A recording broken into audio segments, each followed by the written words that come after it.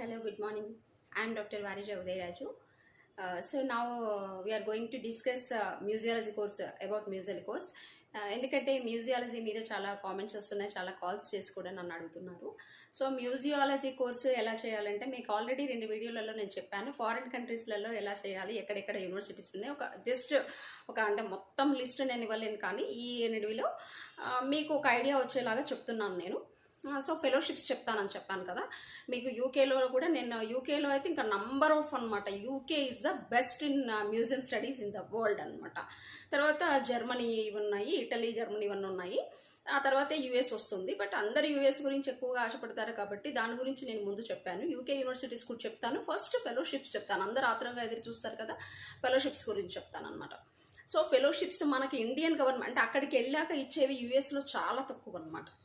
అందులో కూడా మనకు పెద్దగా ఏం బెనిఫిట్ ఏమి ఉండదు, చాలా తక్కువ ఉంటాయి. యూకేలో అయితే మీకు అక్కడ యూనివర్సిటీ ఫెలోషిప్స్ చాలా ఇస్తారు, బట్ అది మళ్ళీ చెప్తాను. యూఎస్లో పర్టికులర్గా ఫెలోషిప్స్ ఉండవు. 14 lakhs to MA museology full course యూఎస్లో చేయాలంటే 14 lakhs టు 16 lakhs 4 సెమిస్టర్స్ ఉంటుంది. దానికి మనకు ఖర్చు అవుతుంది 14 lakhs to 16 lakhs per course fees 4 semester per only, not visas అవన్నీ కూడా ఇంకా అవన్నీ తప్పించి. సో మళ్ళీ ఇప్పుడు ఆగస్టులో ఉంటుంది, ఎవ్రీ ఆగస్టు జనవరి అనమాట. ఇప్పుడు ఆగస్టు 25th కంటే ఎలాగో మనం అట్లాంటి పెద్ద పెద్ద కంట్రీలకు వెళ్ళలేము. జనవరి 26లో ప్లాన్ చేసుకునే వాళ్ళు చేసుకోవచ్చు అనమాట. దీనికి మరి ఏం క్వాలిఫికేషన్స్ అంటే ఏమి ఉండాలి, అందరిలాగానే ఇంజనీరింగ్ వాళ్ళకి ఎలా ఉంటుందో TOEFL, IELTS, GMAT ఇవి రాసుకోవాలన్నమాట కంపల్సరీ. సో IELTS అయితే మీరు ఏ కంట్రీకి వెళ్ళడానికైనా పనికొస్తుంది. TOEFL అయితే ఒక యూఎస్కి మాత్రం, కొన్ని కంట్రీస్కి మాత్రమే పనికొస్తుంది. సో IELTS ఇది 6.5 బ్రాండ్ ఉండాలి.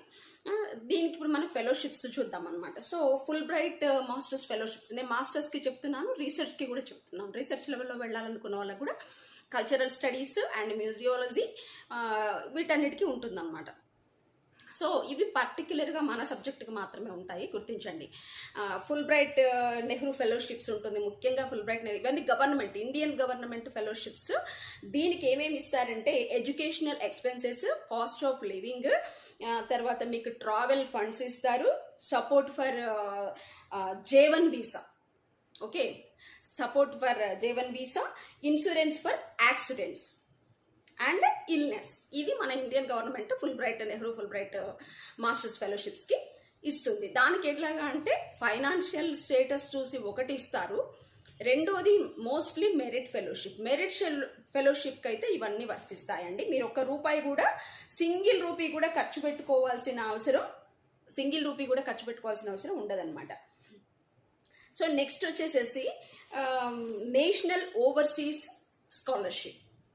ఇది కూడా అంతే అనమాట. మీకు 1 time పేమెంట్ ఉంటుంది. అంటే ఫుల్ బ్రైట్ అంటే మీకు సెమిస్టర్ వైజ్కి ఇస్తారు, ఇదైతే 1 time పేమెంట్ ఒకటేసారి కట్టేస్తారు వాళ్ళే. టెక్స్ట్ బుక్స్ ఇస్తారు, ఇందులో ఫ్లైట్ ఎక్స్పెన్సెస్ ఇస్తారు, లివింగ్ ఎక్స్పెన్సెస్, ఇట్లా చాలా ఉంటాయి అనమాట. అంటే ఒక్కొక్క ఫెలోషిప్లో అన్ని ఇండియన్ గవర్నమెంట్ ఇచ్చే ఫెలోషిప్స్లలో మీకు అసలు సింగిల్ రూపీ కూడా మీకు పడదు. ఫ్లైట్ ఎక్స్పెన్సెస్ ఆల్సో ఇస్తారు, ఇల్నెస్కి ఇస్తారు, అన్నీ ఇస్తారు. కానీ మళ్ళీ చెప్తున్నాను, మీరు ఎలా ఉండాలి, చాలా పర్ఫెక్షనిస్ట్గా నేను చెప్పాను, ముందు వీడియోలో నేను చెప్పాను. శాస్త్రీ భవన్లో ఒక అష్టావధానం శతావధానం మాదిరి వీటికి జరుగుతుందన్నమాట. దానికంతా పర్ఫెక్ట్నెస్ ఉండాలి. మన హ్యాబీస్ ఏమున్నాయి అవి కూడా కౌంట్ చేస్తారు.